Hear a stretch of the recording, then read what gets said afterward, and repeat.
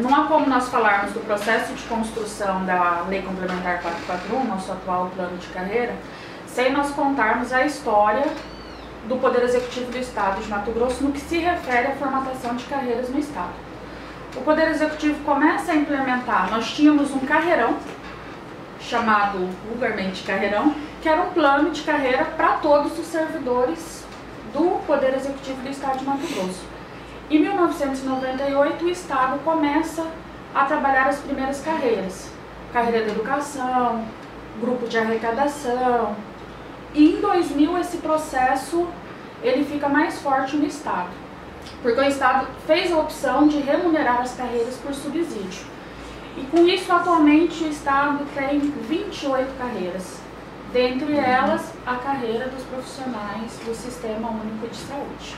Antes de falarmos do processo de construção da Lei Complementar 441, é importante nós fazermos um recorte para o tema subsídio, que se possibilitou ao Estado, a partir da publicação da emenda 19, a remuneração na forma de subsídio. Então, o Estado de Mato Grosso é pioneiro nisso, formatou 28 carreiras e dentre elas a carreira dos profissionais do SUS, que embora desde 92 ela tivesse uma legislação específica, a partir de 2000, com a publicação das 7.360, foi o primeiro PCCS com os servidores recebendo na forma de subsídio.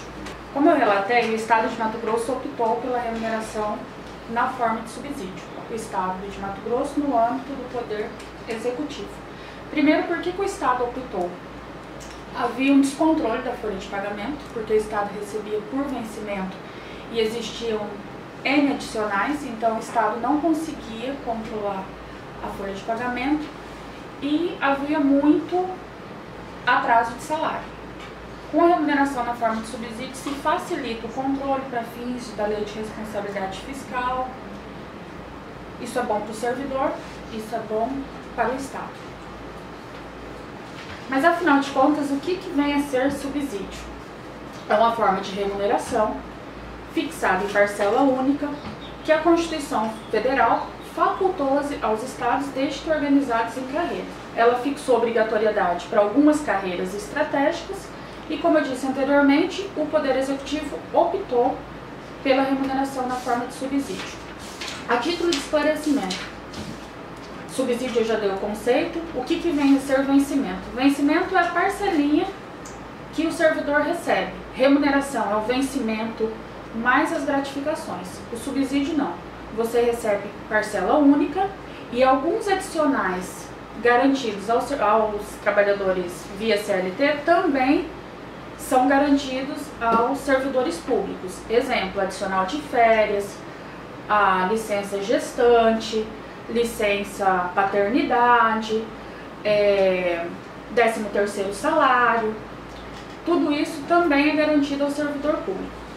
Retornando para o nosso objetivo, que é tratar especificamente da construção do plano de carreira, Lei Complementar 441, como foi a nossa participação nesse processo?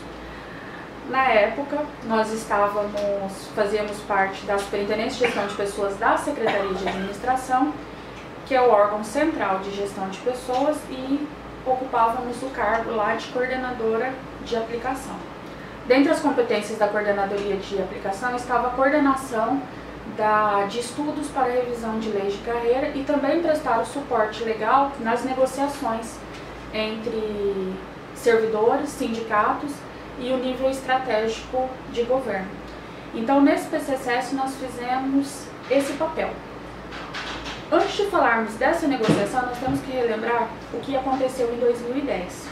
Em 2010 houve uma paralisação geral das carreiras que não tinham tido nos últimos anos reajustes ou revisão da lei de carreira. Então houve uma paralisação geral no Estado de todas as carreiras que não tinham tido aumento nos últimos anos e nem reestruturação ou qualquer revisão nos planos de carreiras. A exemplo, a lei dos profissionais do SUS, a Mesa Nacional de Negociação recomenda a cada 2 anos a revisão do plano de carreira e não havia revisão desde o ano de 2004, que é o ano da Lei 8269. Então, nessa greve, o governo do estado, negociando com os trabalhadores, publicou a Lei 9.329. A paralisação foi em 2010 e no ano de 2011 o governo do estado se comprometeu a revisar todas essas leis de carreiras. Dentre elas, como prioritária, estava a carreira do Sistema Único de Saúde. Como que foi o processo de negociação na Secretaria de Administração? Depois de todo o trabalho interno feito pela Secretaria de Estado de Saúde, entre sindicato, trabalhadores, com a participação maciça, via web, de todos os trabalhadores, eles fecharam um relatório final de negociação e esse relatório passou a ser discutido com a Secretaria de Administração. Como se deu a discussão na Secretaria de Administração? Inicialmente foi publicada uma portaria com participação de representantes do governo e representantes dos trabalhadores. No caso, os trabalhadores foram representados pelo Sindicato dos Servidores da Saúde, o SISM, uma representação paritária, 3 membros do governo e 3 membros do sindicato. A partir daí, não como membro da comissão, nós participamos na condição de coordenadora de aplicação, que é um trabalho técnico, onde a atribuição era coordenar esse tipo de estudo.